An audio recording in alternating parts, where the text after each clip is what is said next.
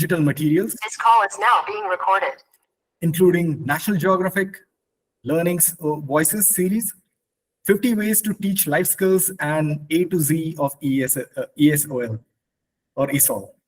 She's passionate about diversity, equity, and inclusion, and dedicates much of her practice to exploring ways to make learning more accessible for all. Her teacher training sessions span a vast range of ELT-related themes, each delivered using colorful, engaging, and unique graphic facilitation techniques. These include hand-drawn, visual templates, graphic organizers, and sketch notes, which bring her sessions to life.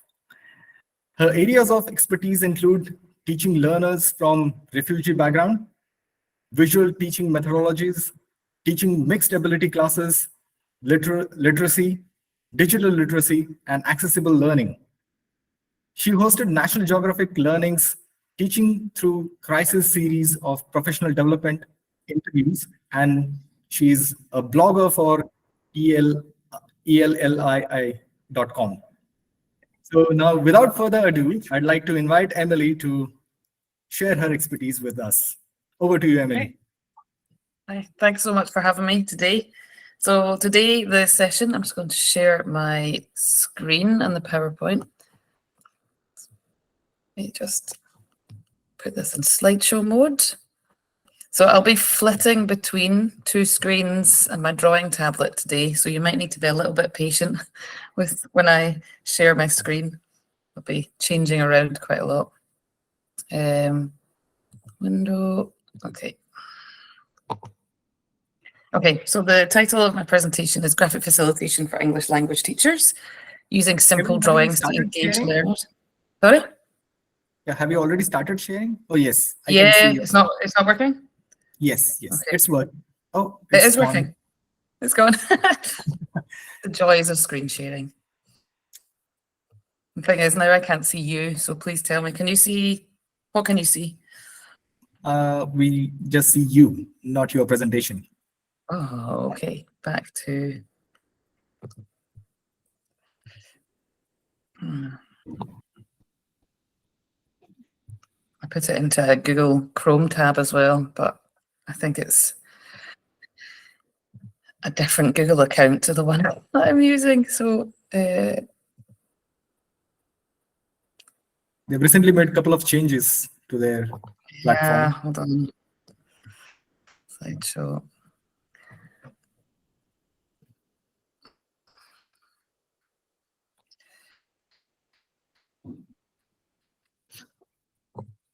Okay, can you see it now?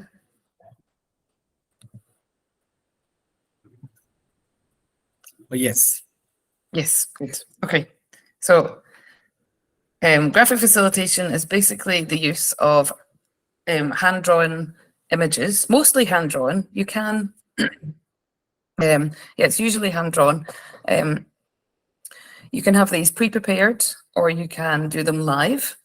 There's lots of different ways to do it. I find that it's a great way of engaging learners because you can use, reuse, and repurpose a visual template in many different ways. And I'm going to show you some examples of that today.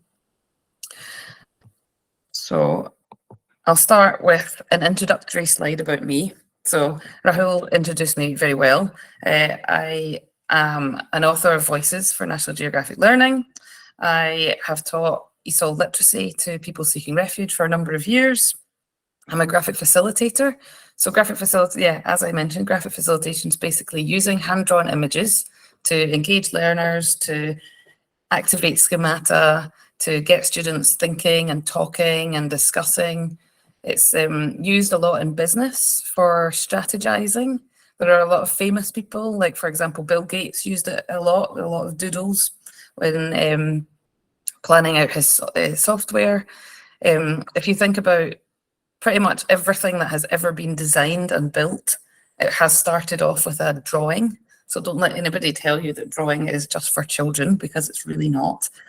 I'm a teacher trainer. I'm also a tree hugger, and I love everything about the outdoors. So one of the reasons why I love graphic facilitation so much is because it makes learning engaging and fun and supportive. So before I learned graphic facilitation, I used, my whiteboards looked like this. So I would teach ESOL literacy and teach some phonics and some reading and writing. So this oo sound with the double oo, it would just be, for example, maybe words on the whiteboard that maybe didn't have a meaning. But then when I learned to graphically facilitate my work,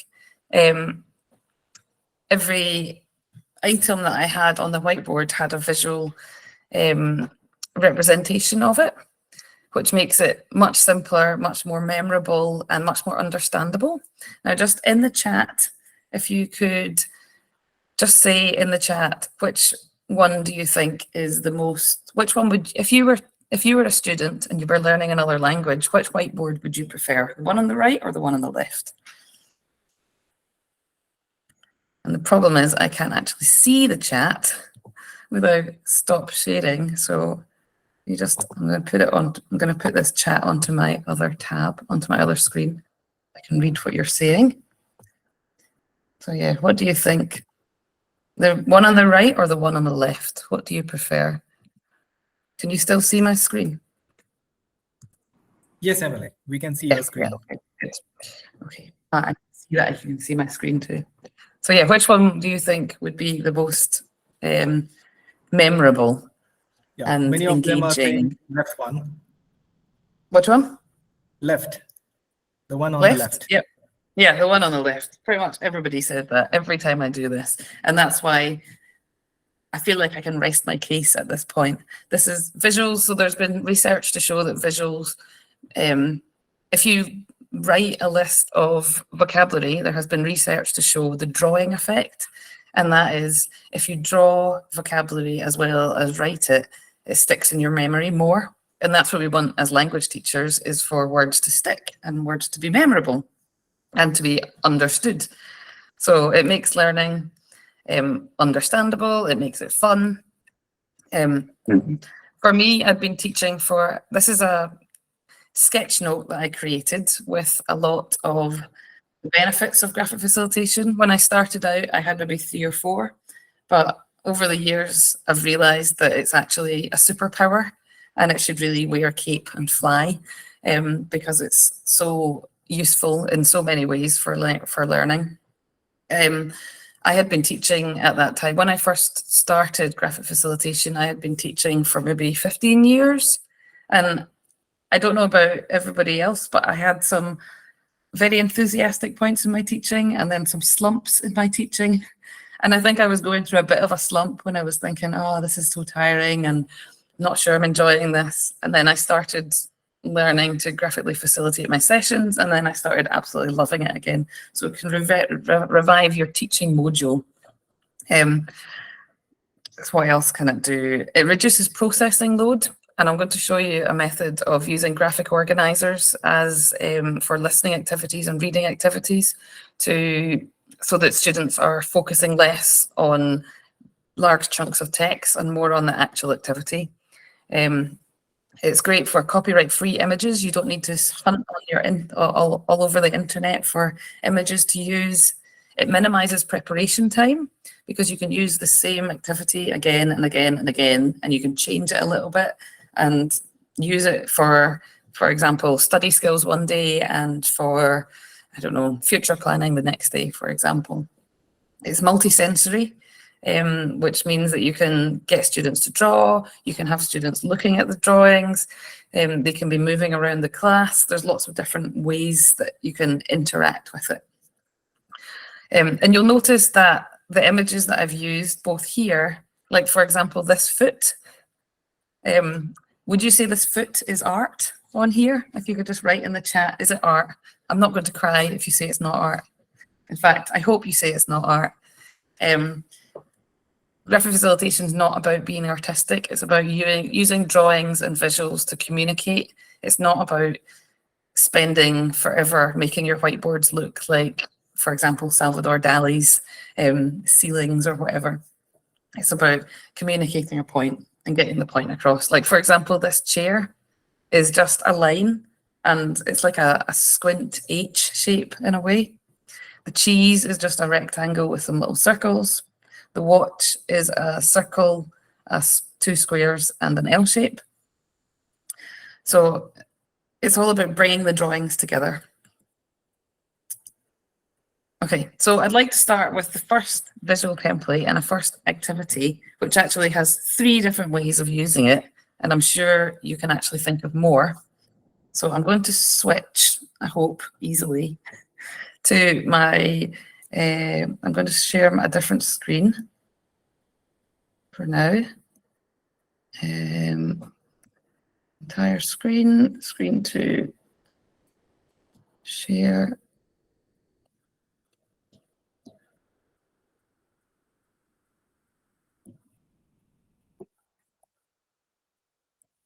Okay, can you see?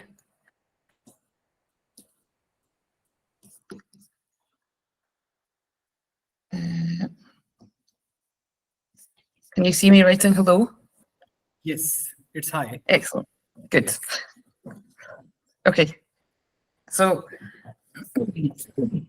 I'd like you to take a notebook or paper, and I want you to draw 4 clouds, and they don't need to be perfect.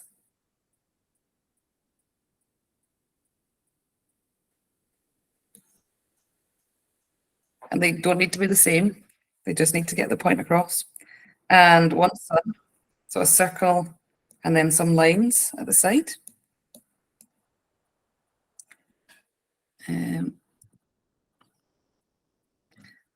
Okay. Can you see my clouds and sun? Yes, Emily. Yes, good. Okay.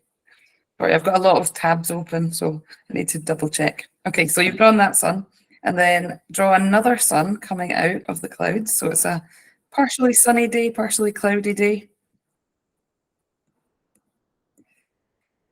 And this one, just leave this one as it is. And then for 1 cloud, just make it a little bit darker, because maybe it's a bit of a dark cloud. And then the other cloud, if you have coloring pencils, you can use those. But I'm trying to use the same colors that you would use in your class or on your whiteboard. And then make 1 cloud really, really dark. And then you can add a lightning bolt and then some raindrops. Maybe you can add some raindrops in this cloud as well.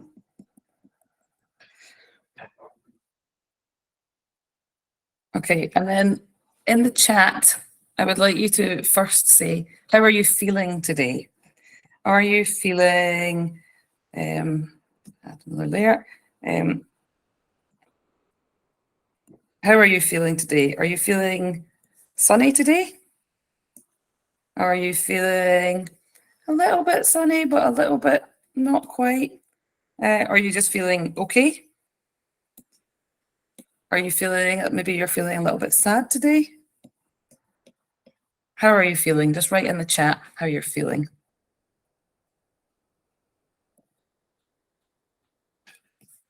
I'm going to scroll down and see your chat comments. Sunny, good, lots of sunny, excellent. Good.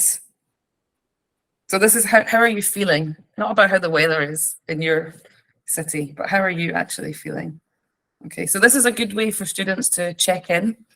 I teach, my students were people seeking refuge.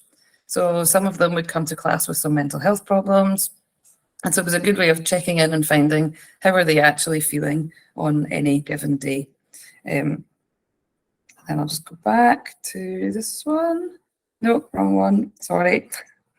Too many tabs. Okay, so you can use this to say, how are you feeling? But you can also use this to say, how is the weather? So I want you to go back to the chat and say, how is the weather in where you are at the moment? And in Scotland, it is cloudy, which probably doesn't surprise you because it's pretty much always cloudy in Scotland.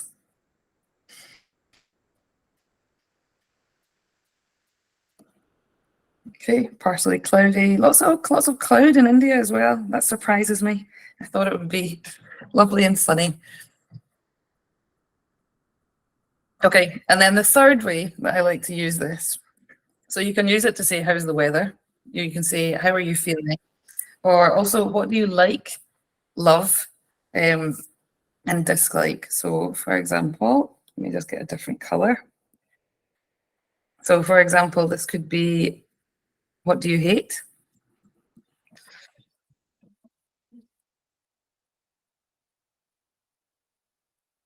What do you hate? What do you dislike? Sorry, I'm writing this very small. What do you think is okay? Maybe you don't mind.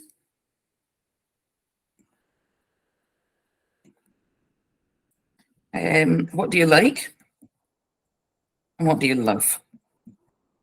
Okay, so if you can just tell me in the chat, if you were using this in a classroom, you can do this on a whiteboard and get students to add their ideas and post-it notes, or you can get them to copy this into their notebook and get them to complete it in their notebook, and then ask students to discuss it together with the rest of the class, or with a partner, and then with the rest of the class.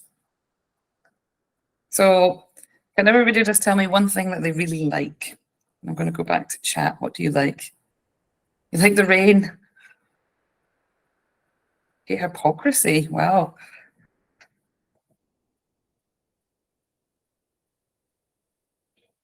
Love pleasant weather. I love pleasant weather too. Okay, for me, I really like riding my bike. So you can get students to add their ideas into the template using using a pen. You could ask them to draw, or you could ask them just to write things that they like. It depends on your learner. Some will want to draw, some will not want to draw, and that's okay. So a graphic facilitator job, they are the people, you are the person that's doing the drawings, not the participants. Something actually I should put this in here. Bike should really be in here. I love going out on my bike. And then something I hate rainy days, because it means I have to stay inside. Okay, so that's one activity. And if you can think of other ways that you can use this activity and adapt it, please write them in the chat, because the beauty of these visual templates and visual activities is that they can be adapted in many different ways. Okay.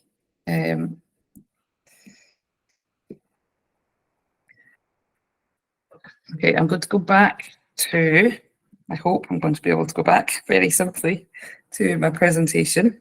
I didn't realize that being signed in on 2 different Google accounts was going to be quite so tricky. In fact, what I'll do, I'll not go back to my presentation, but I'll just continue showing you activities here instead. I'll just draw for you instead. So one activity that I really love is, hold on.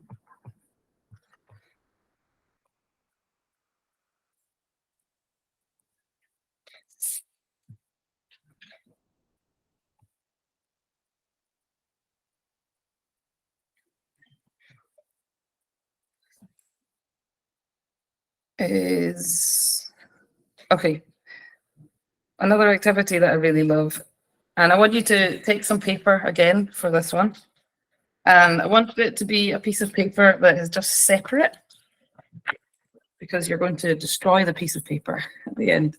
So if you take a piece of paper, and first thing you're going to draw is your inner troll.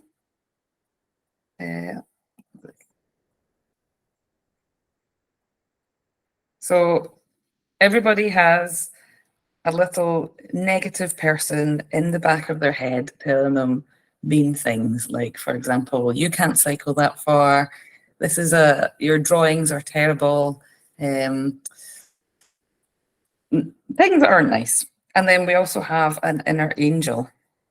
And that inner angel is a lovely person that is very positive and tells you good things, and you're a fabulous teacher, and yes, you can do this, and your drawings are great. They're good enough to get the point across. So that's the person we want to listen to. So your inner angel is a circle, and then a smiley face, and then a couple of eyes, and then you've got a halo for your inner angel. And then your troll is a kind of U shape, and then a line in the middle. And then you can make a couple of horns. So I suppose not really a troll, maybe more of an inner devil, but we often refer to inner troll being the negative voice in our heads. And the inner troll is quite an angry person, and you can make the inner troll angry like this. So give them eyes that are looking a bit angry. And then you can draw another couple of little clouds up here and turn them into thought bubbles. Okay, so if you draw that on your paper, and then I'd like you to just take a minute or two to write some things that your inner troll says and your inner angel say to you. You don't need to share this in the chat because this is really personal to you. So please copy it on paper and then write maybe 2 things your inner angel says to you and then 2 things your inner troll says to you.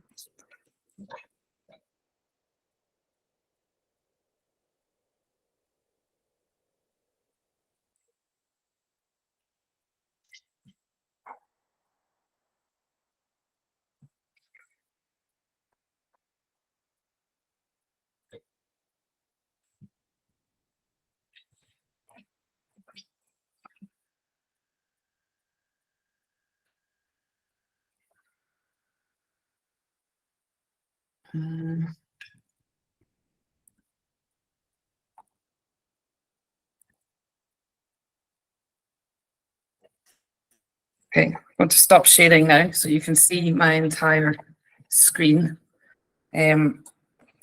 So you're going to have this. Does everybody have something in their inner troll and inner angel? And then this is the most important part of this activity. So I want you to tear the inner angel off. And I want you to put that somewhere really nice, like, I don't know, above your, on the wall in front of you, so that it's a constant reminder of nice things. And then I want you to take your inner angel and I want you to rip the inner angel up into tiny little pieces and then put it in the bin. Or if you've got a fire, burn it. Because that's the self-limiting beliefs that many people have. And this is a nice activity for students to get them to think about maybe the negative things that their brain always says to them about maybe their career or, well, anything really, but about their English language learning. And then if they rip up all the things that their inner devil says to them or inner troll says to them and put them in the bin, and hopefully they can have the confidence to move forward and be more confident in their English language learning. Okay. So Sierra says, my inner angel says learning can be good and fruitful. Yes, exactly, exactly. So you want that as a reminder on front of your wall. And my inner troll or devil says learning is boring. Yes, but it won't be boring if you teach if you've got lots of drawings in class as well. Okay.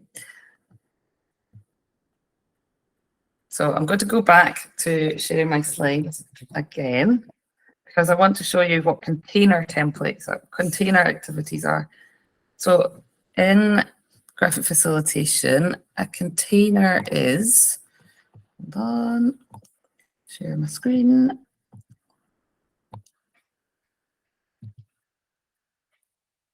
Okay, so in graphic facilitation, a container is an icon that is drawn really big on the whiteboard or on a screen such as this.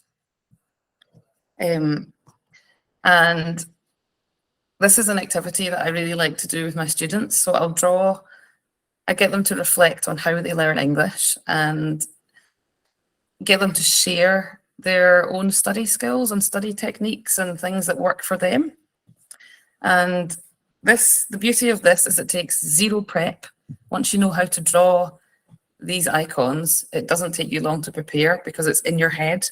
And actually the weather activity as well, then zero prep. The inner troll activity, also zero prep. Once you know how to draw it, you can do it. So yeah, this activity, and you'll notice if you write in the chat, what shape can you see most on this whiteboard? What are most of these icons?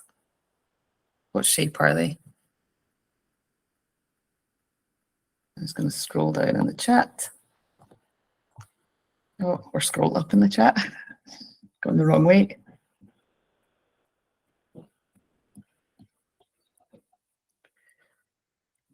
Yeah, mostly square and rectangles. So when you look at drawings, most drawings are actually circles, squares, rectangles.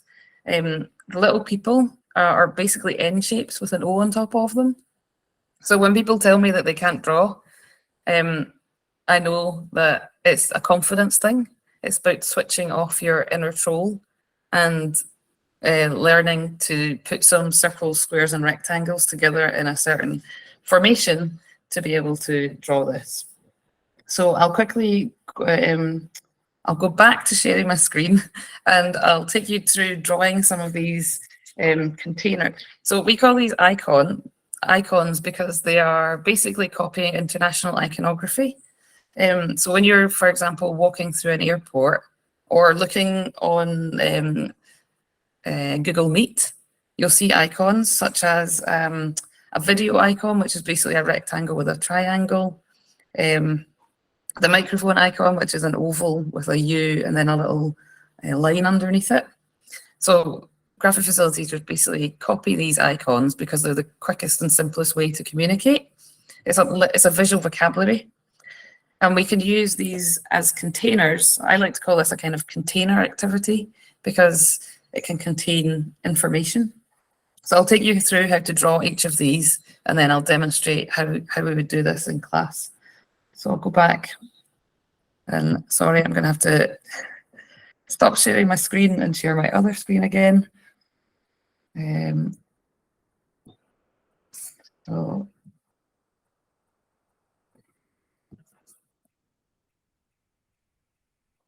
okay, can you see the troll and inner angel again?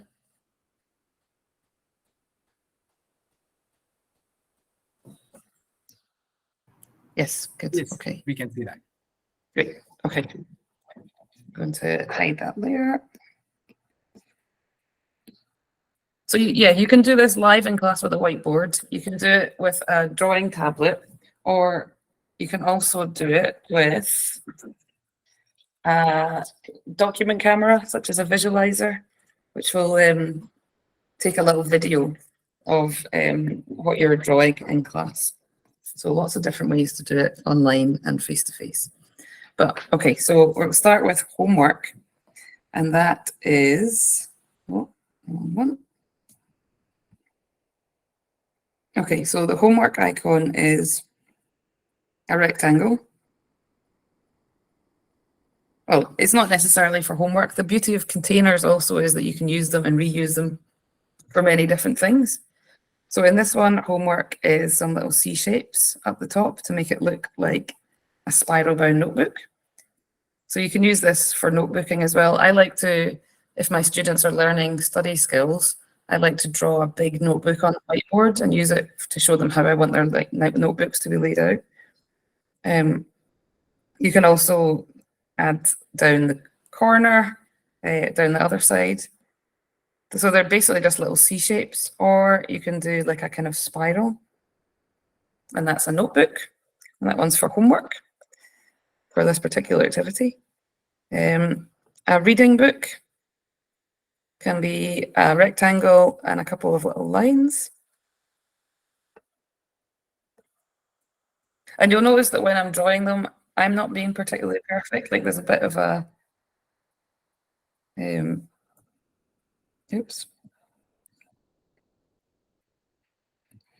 Like in this corner, it's not exactly perfect, but that's okay because it gets the point across and it communicates. And at the end of the day, we're teachers, we're trying to teach English, we're not trying to distract with art, we're wanting to help it. You want to use it to enhance the learning experience and to aid memory.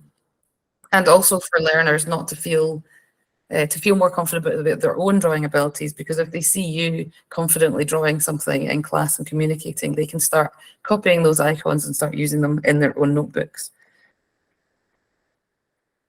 Okay, so somebody watching a screen, for example, a video. So actually I mentioned if in Google Meet, a video would look like this. If you're doing, for example, maybe a YouTube video, you could have like a little play sign. And then here, people are watching the screen. So you've just got some little N shapes. Here, if you want them to be looking at you, then you can just draw a face. Like this.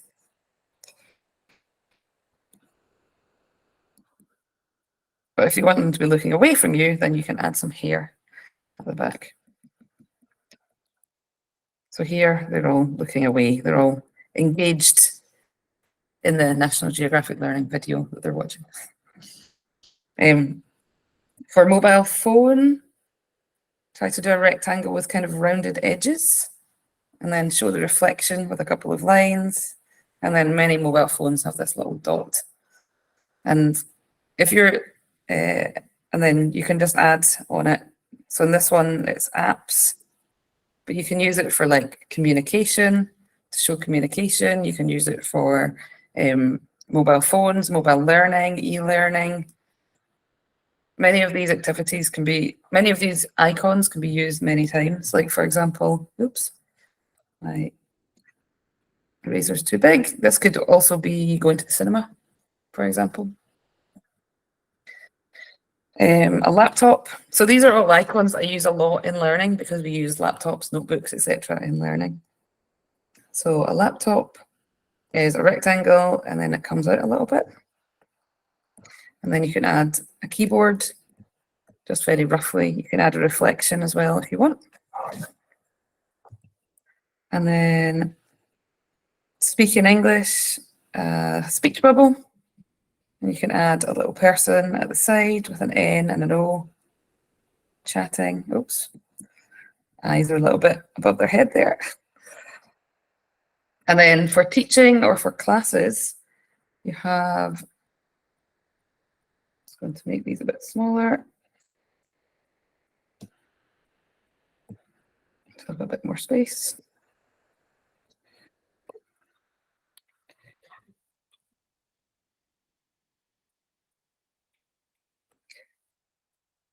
So draw most of a rectangle, but leave a little space, and then draw a person. So a person, you can just draw an N, and then add some legs, add a head, and then add a couple of arms. And if you wanted to add some students, you could add some students down the bottom here as well. You can maybe give them a little table by adding a little circle in the middle. Okay, and then a radio could be a little bit more rounded this time. And then a circle, another circle. Maybe you want some buttons or sound. Okay, so these are some very common icons. I'm going to stop sharing, and I'd really love, is it possible that everybody can turn their videos on and show me what you've drawn? I would really love to have that. And then maybe we can take a screenshot of that. Is that possible? So please feel free to turn on your video and show me what you've got.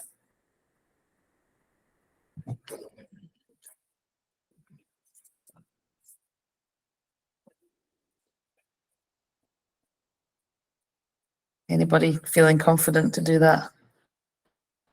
I can't see anybody on that. No. Oh, if they are allowed to turn their videos on, probably that is something.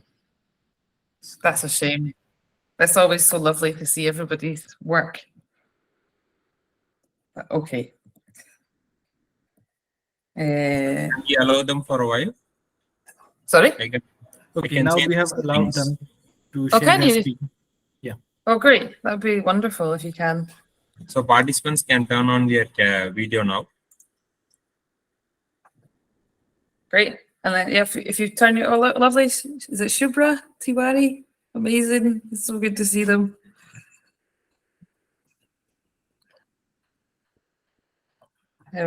I can only see 9 people, I'm afraid. So there's 214 people, and I can see one.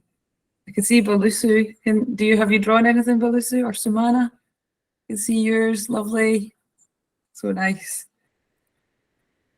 How did you find that in the chat? Did you find it simple or difficult?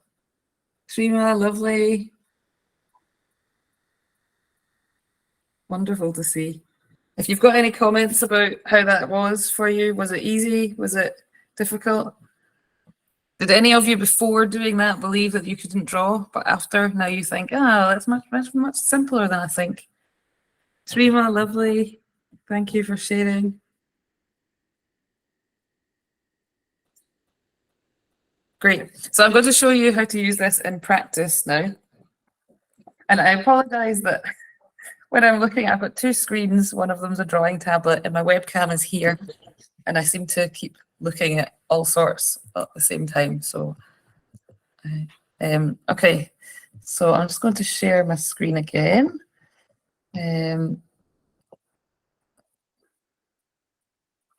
So once you've drawn that with your whiteboard, you can ask students to double check. Yeah, okay. Once you've shared that with your whiteboard, you can ask students to add their ideas using Post-it notes. If you don't have Post-it notes, you can give them all a pen and get them to add their ideas on the pen, so they're all interacting with the whiteboard. You could also get them to draw it and copy it into their notebooks and ask them to use it like a kind of graphic organizer in a way, a self-made graphic organizer. And then you could get them to discuss it in groups and share their ideas with the whole class. If you're working online, you can do it on Jamboard. Are you familiar with Jamboard? I'm going to try to use Jamboard here with you. I'm not sure how it's going to work with 215 people, but we'll give it a go.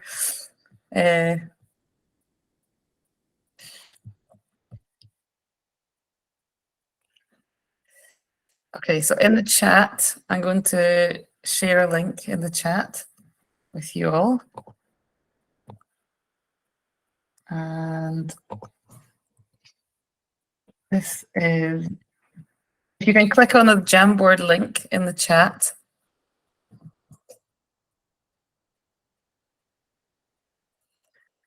And once you're in Jamboard, you can either draw using the drawing pen. So the books that you like, for example, or you can add a sticky note. So the books that I like, for example, Voices from National Geographic Learning, because I'm biased. For videos, you can add text here if you prefer to add text. So what videos do you like to watch? I like to watch YouTube channel, maybe the British Council YouTube channel.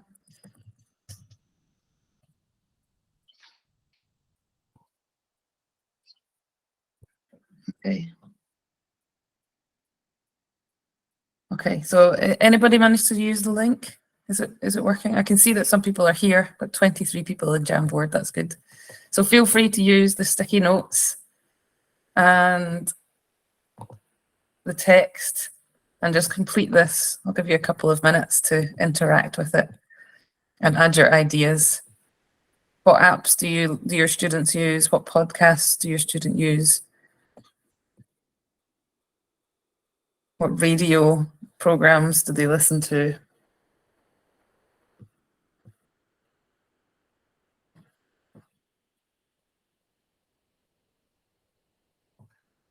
Okay, so if you use this, the sticky notes here at the side.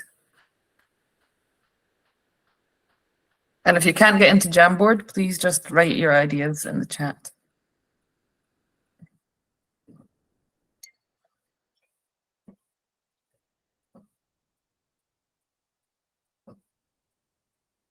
Anybody having problems putting sticky notes in?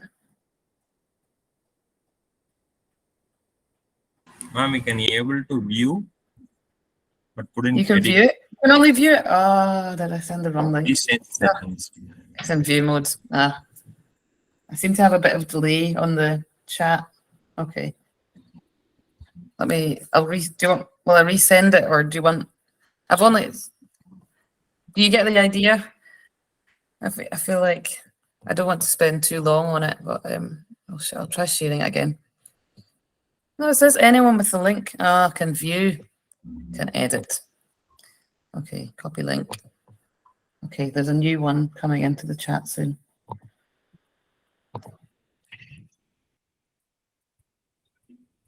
Okay, try the second link and then try to feel free to add using the sticky notes or the text.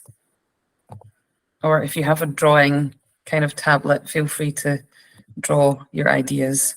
Oh, lovely, a mountain. Which is one of the visual metaphors that we use a lot as graphic facilitators, actually.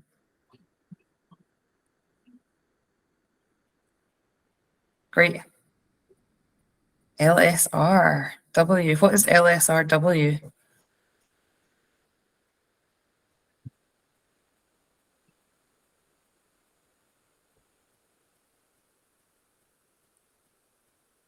Oh, let's move this back.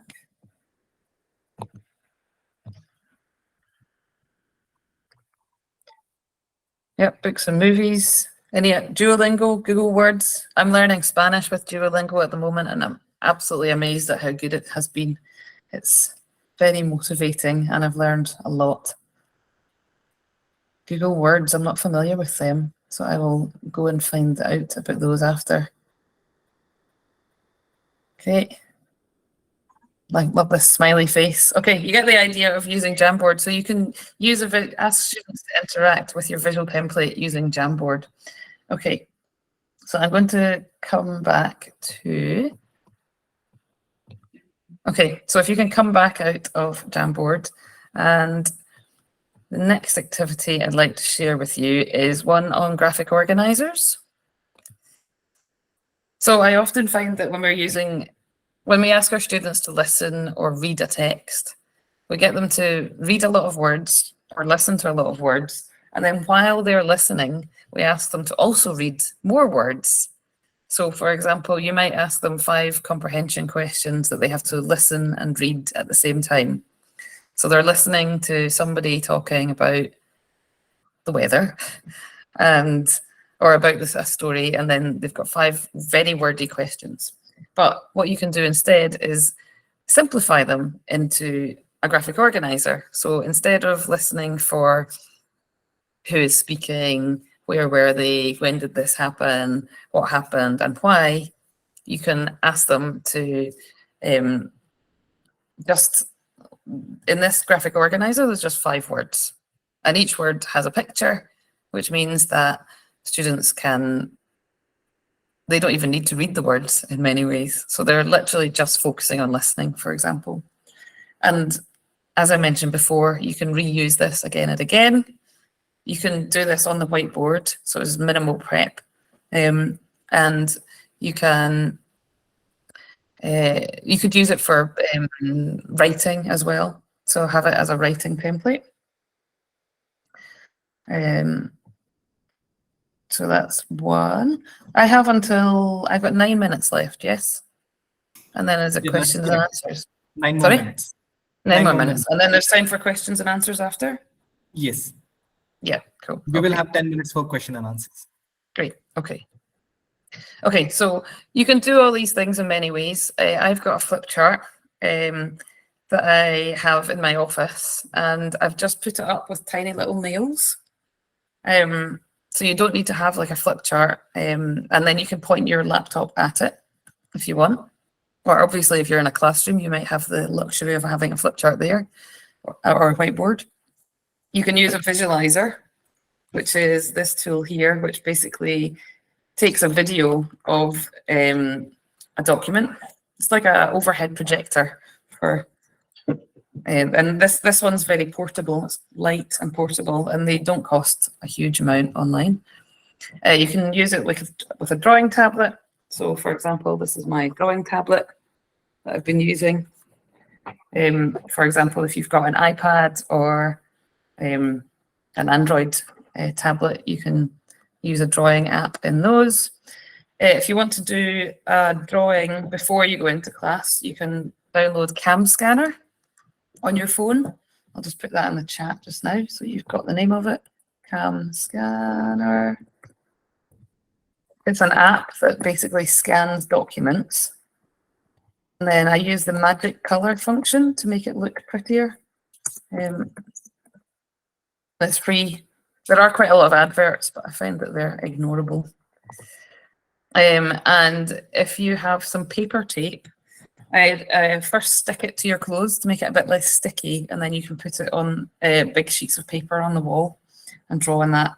Just be careful, because sometimes pens have a tendency to paper might make sure your paper is thick enough that the pen doesn't end up drawing on the wall, and also make sure the paper tape doesn't take the tape off. It's better maybe for a window, or maybe put it on top of a whiteboard, for example.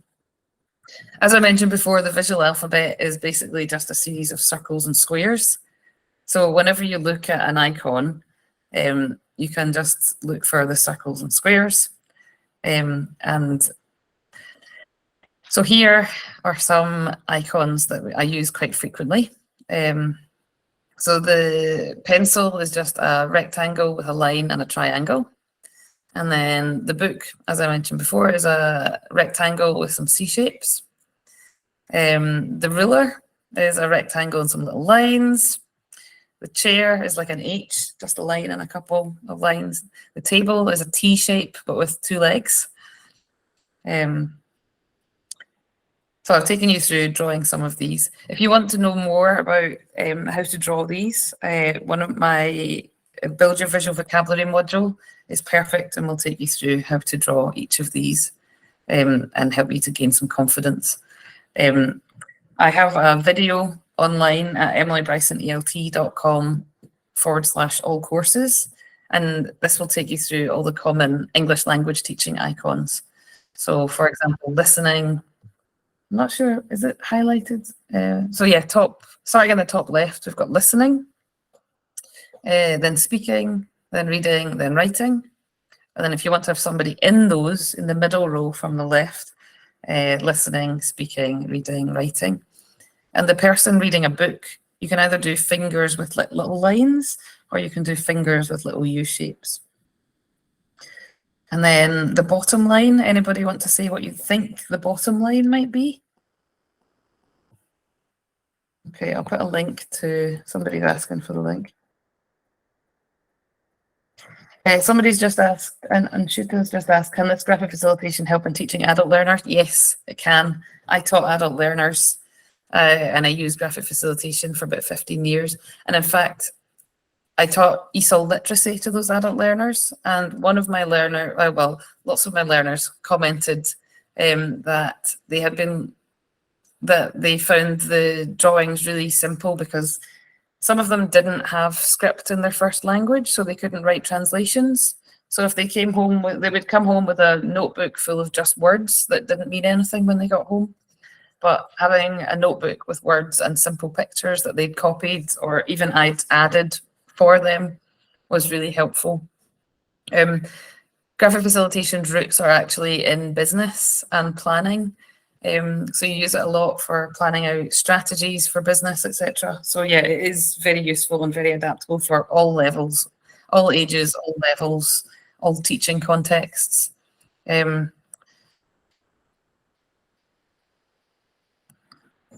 Okay, so yeah, bottom row, pronunciation, vocabulary, critical thinking, and then the last one is learning. We did that already. Okay, this is another template that I use often. And actually, so this is a visual template.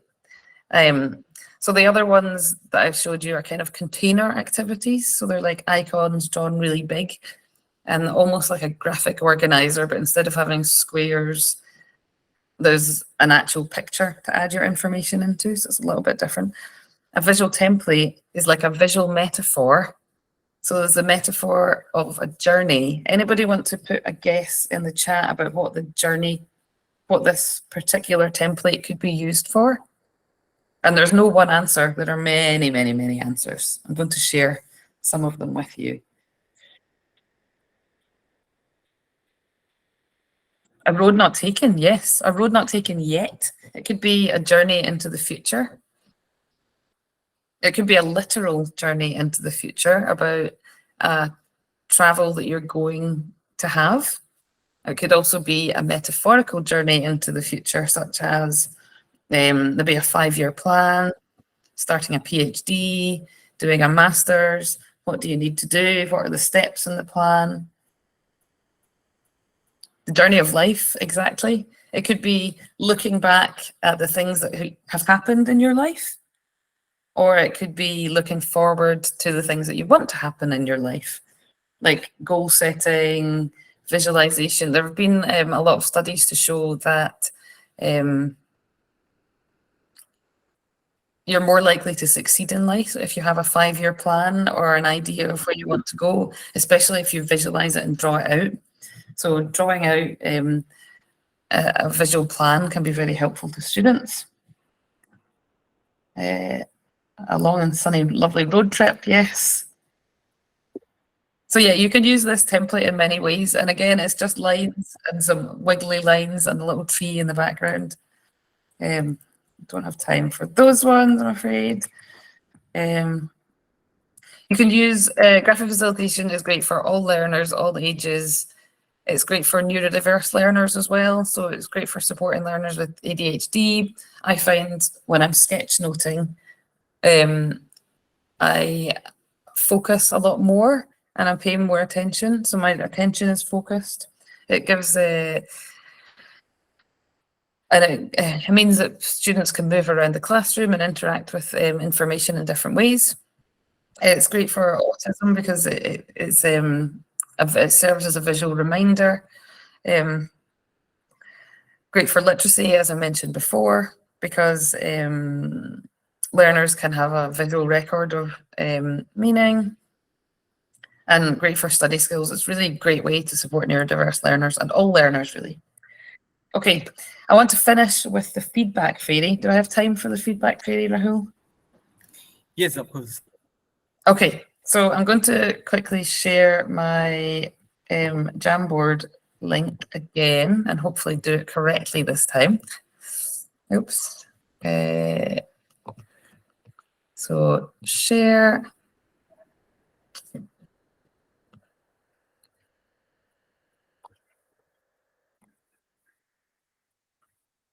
So if anyone's not familiar with Jamboard, it's a free tool from Google. Oops, I need to copy the link. It's a free tool from Google that you can access anytime. So I'm just going to put this in the chat for you. And this is something I learned at the Scottish Refugee Council many years ago, which was used for adults. And it's a feedback fairy. And I'd like you to add, using the sticky notes or using your pen or using text, what in this session did you love? What in this session would you tell others? What in this session did you learn? What did you wish for? What would you wish for? What do you think was maybe missing that you would prefer to have had?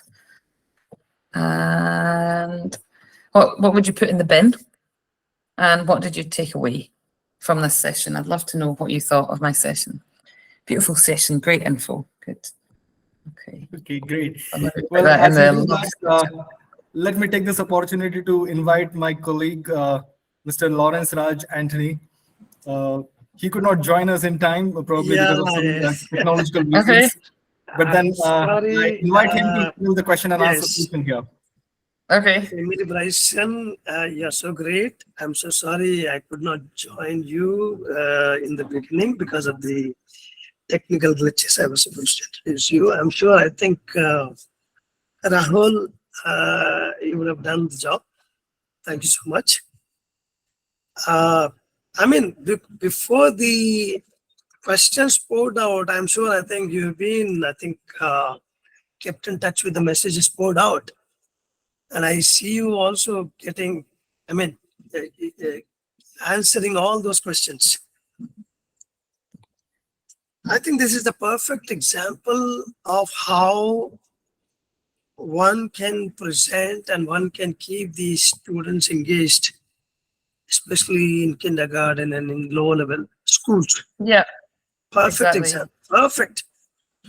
And I have been watching you presenting live, and I think it's no doubt, I think hands-on experience. I could see some of them also, I think, asking questions how to go about, how to do about. And one of them is Lakshmi Priya, who is been, I think, raising her hands Okay. to know Happy how to to take go about. questions. Yeah. And I think, what is important is, I think maybe this is what I think we have been doubtful, and we have been really, how to go about and all that during the pandemic. And after the pandemic, I think we are almost offline and we are back to offline classrooms and with the chalkboard and with the digital classrooms and all that. I do not know what is going to come up next. So it certainly makes us understand that we need to keep ourselves ready with whatever that is going to come up. We need to be prepared.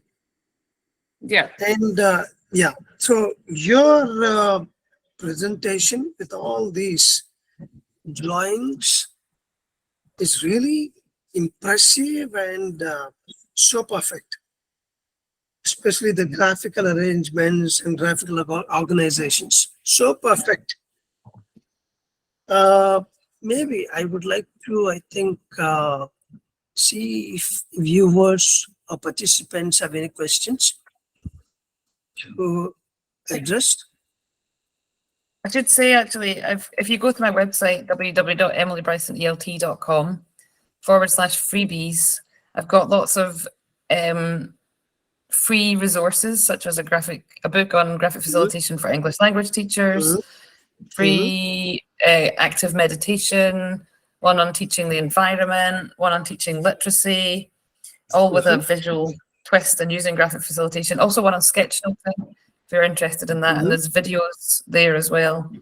And tomorrow I have a training session with Gemma Archer. If you're interested in pronunciation, I've got a webinar with Gemma Archer at it's 6 o'clock UK time. So it might be like 10 o'clock where you are, isn't it? It'll be like 10:30. Might be a bit late if you're in India. I think looks like Venkat Krishna has a question. He looks like he has raised his hand. Venkat Krishna? Yeah, Venkat Krishna, you can ask a question.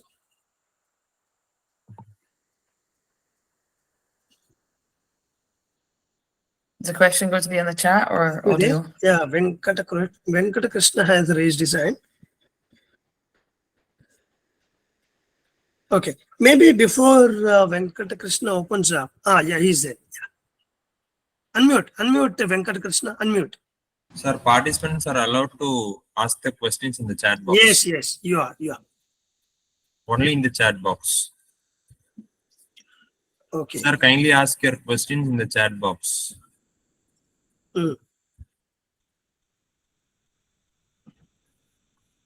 Venkat Krishna, you can text your message in chat box. Okay, Emily Bryson, I think there is someone who has already raised a question. Ma'am, how to use Jamboard to kindergarten students? Oh, loads of cool things you can do with Jamboard. You could do the troll activity, the weather activity. What other activities could you do with? You could have like emotions.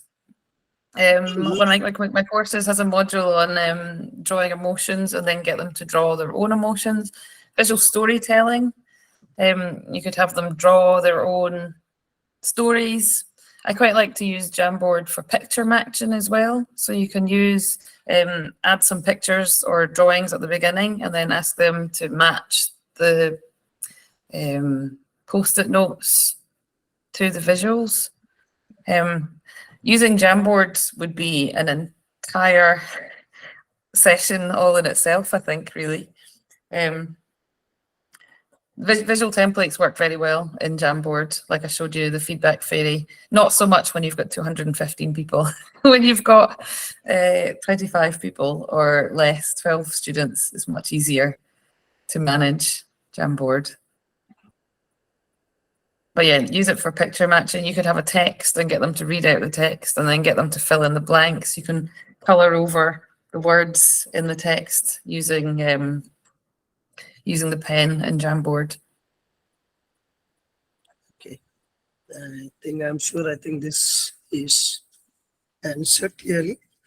It looks like I think there is another participant who is asking, is this possible in natural areas? In natural area? Yeah, natural areas. Is there any possible ways of teaching them? I'm not sure what you Natural mean by that. areas, in the sense, maybe offline, because I think. Oh, yeah, for sure. Flip charts, whiteboards, all of this. If you follow me on Instagram at EmilyBrysonELT.com, you'll see me using the flip chart and the whiteboard. And actually, I usually have a flip chart and whiteboard behind me, but today my office is being painted, so I'm out of my office and in my kitchen. Yeah, but the majority of graphic facilitation actually takes place probably in the classroom with a whiteboard or a flip chart and lots of post-it notes. I think there is another participant. Yeah, Jamboard can only be used in online classes. You're quite right, Kale. I'm sure, I think it's clear. There's another participant, Surya Kumari, with a question saying that how to enhance listening through graphic organizers. Okay. So one of the things you can do is basically take the listening activity, and if there's, say, for example, 5 questions, think of an icon that represents each question, and then draw that icon instead. And then the students or even take the words in those questions and make them into 5 summary words. And then they're listening to those 5 summary words or those 5 icons instead. I'm going to send a video that I did for National Geographic Learning because it's about accessibility, but there's a really good graphic organizer in that, and you can access it for free. Webinar. I'll put that in the chat just now as well. Okay. I would like to know whether we can go with 1 or 2 questions post. One last question, please. Yeah, I think maybe 2 questions seems to be very prominent. Nagalakshmi B. Okay, let's accommodate them then. How is it possible to prepare vocabulary games using visual organizers for UG level? Oh yeah, so vocabulary games, you can draw on the whiteboard an icon and ask students to think of as many words to describe that icon. You could write a text on the whiteboard and then erase certain words and then replace them with the icons or drawings instead. You could ask students to draw something on a post-it note and then give it to another student, and then the other student has to say what that word is. I had the luxury of a whiteboard. I had the luxury of having 2 whiteboards in my class, one at the front of the class, one at the side of the class. I ended up using the one at the side of the class as a constant visual record of all the vocabulary that we learned in class. So I added like basically a big picture dictionary on the whiteboard. You could do that with a big sheet of paper or many different sheets of paper. I've had students with creating posters on A4 with that as well. Okay, I think Emily Bryson, I think probably whatever that you have designed may be applicable for the lower levels, right? Yeah, I teach most, for the last few years, I taught mostly lower levels. That was kind of my, Okay. and intermediate level as well. Do you think it is applicable for the undergraduates? Yes, 100%. So actually the roots of graphic facilitation, somebody asked, I noticed in the chat, how to use for engineering students. Okay. And actually, so David Sibbett is one of the founders or the first people to use it.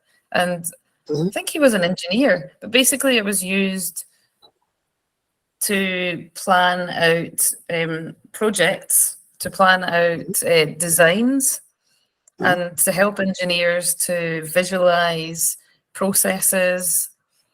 So actually the roots are in engineering. Even if it's just as simple as like an arrow, a squiggly line to show like a continuous process, that kind of thing. Okay. Yep. I think if possible, there is, I think, Nandini Pradeep with a question, what are some activities that we could use while teaching college-going students, especially those who are from technical background? I can understand because most of these faculty getting engaged in engineering. So using them for like intercultural communication? Yeah. Yeah, okay. So one of the activities that I like to do, so Voices, the book that I wrote for National Geographic Learning, actually every unit has an intercultural communication spread in it. And when I was teaching with that book last year, I ended up creating a visual template for pretty much every lesson because that's just the way my brain works. But the one that springs to mind is the culture iceberg.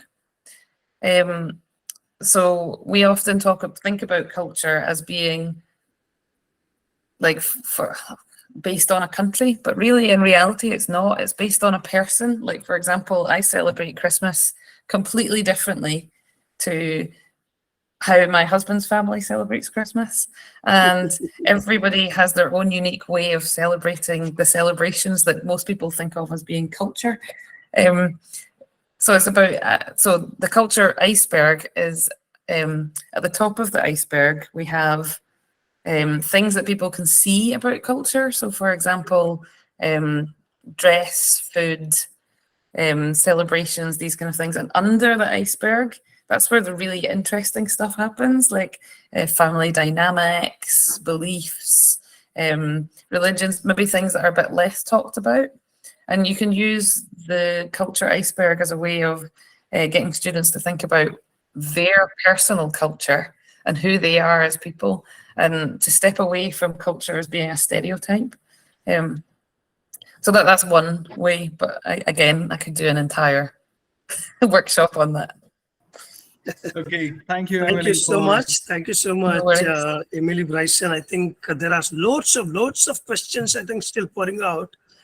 I tell you what, I think it is quite amazing to see. I think this is one of the sessions wherein I could see some of the participants still, I think maybe due to some glitches, they got disconnected and kept on logging in. And it's so wonderful to see. So sorry, participants, I think we are not able to answer your questions. Maybe I think we will try to, with the permission of Emily Bryson, maybe I think we will try to, give an access to, ask you some questions, maybe through mail or something. So they will be able to answer. If you like. Yeah. Yeah, thank you so much. I think, thank you so much, Emily. Yeah, it's really wonderful. I know, it's not easy. Classroom teaching is not so easy. As you said, teaching is quite boring and quite devil is both positive and negative.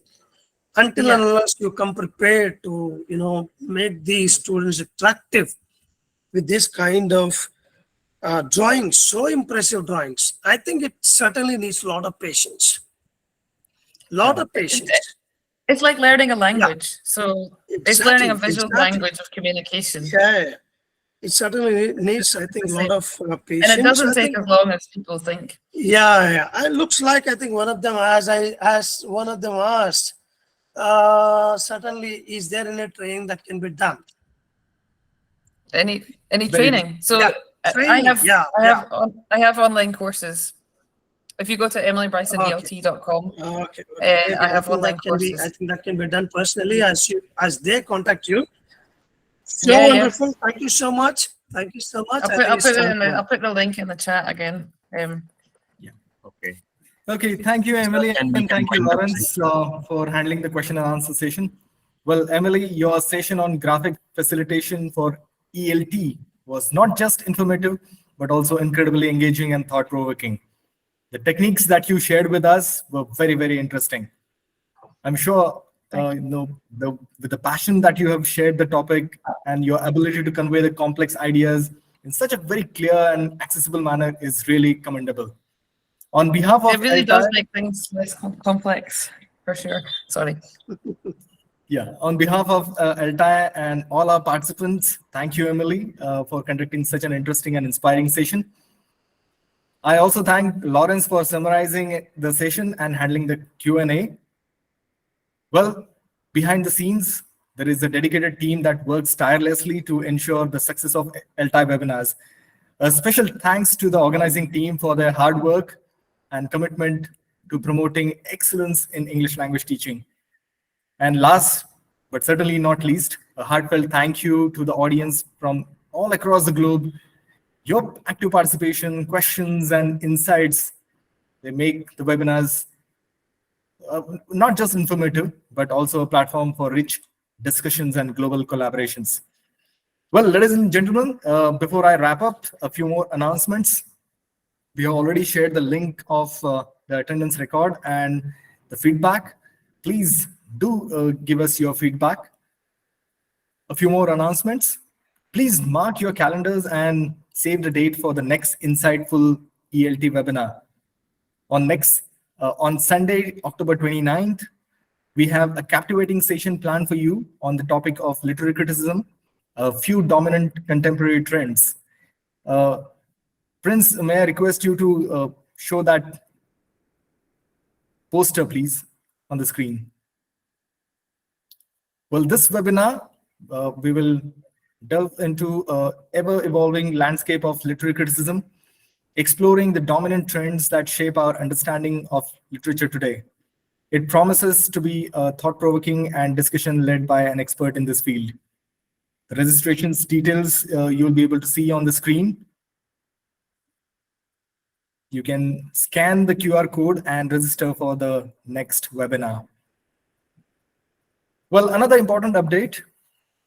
ELTAI is proudly arranging its upcoming 17th International and 53rd Annual Conference with the theme English for Global Citizenship, Multiple Teaching Acts and Learning Experiences. Well, this conference promises to be a remarkable event, and it's scheduled to take place from October 11th to 14th in the picturesque city, Dehradun. This conference will bring together educators, scholars, and experts from around the world to explore innovative teaching approaches, share best practices, and discuss the role of English language education in fostering global citizenship. The conference will witness 28 events, including the inaugural and valedictory, with more than 50 speakers from 12 different countries of the world. There will be 15 workshops, 5 plenary sessions, panel discussion, a roundtable discussion, a symposium, a lightning talk, an interview, and of course, we will have an overview of India Reads movement. Well, it will be a wonderful opportunity for networking. You will have the chance to connect with the fellow educators and ELT enthusiasts from around the world. And last but not least, beautiful Dehradun. Located in the hilltops or foothills of Himalayas, Dehradun provides a serene backdrop of learning and networking, making this conference a unique experience. Well, for those who are interested in attending this prestigious event, registration details are already there on ELTAI website. So be sure to mark your calendars and save the date from October 11th to 14th. And this conference promises to be a transformative experience in the world of English language teaching. And we all hope to see you there at the conference in Dehradun. Now it's time for a group photograph. I request everyone to switch their cameras on so that we can have a group photograph here.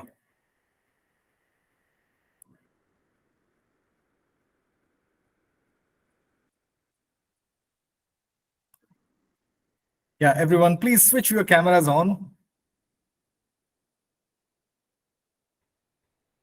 Is there a way to see everybody? Yes, Emily, you can click on those vertical dots, change the layout. Okay, got it. Rahul, Probably you'll be able to see very few are visible. Everybody can be seen. Well, I'm not sure if everybody will be visible, but then we few. can make it maximum. Don't worry, I'm taking a photograph here, a couple of photographs. Yeah. Those who have turned their videos on, they will be definitely there in the picture. Can we say cheese? Let's have a very broad smile.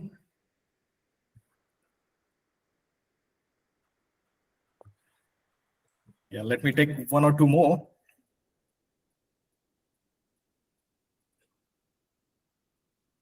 Just give me a moment. One more time, cheese. Yeah.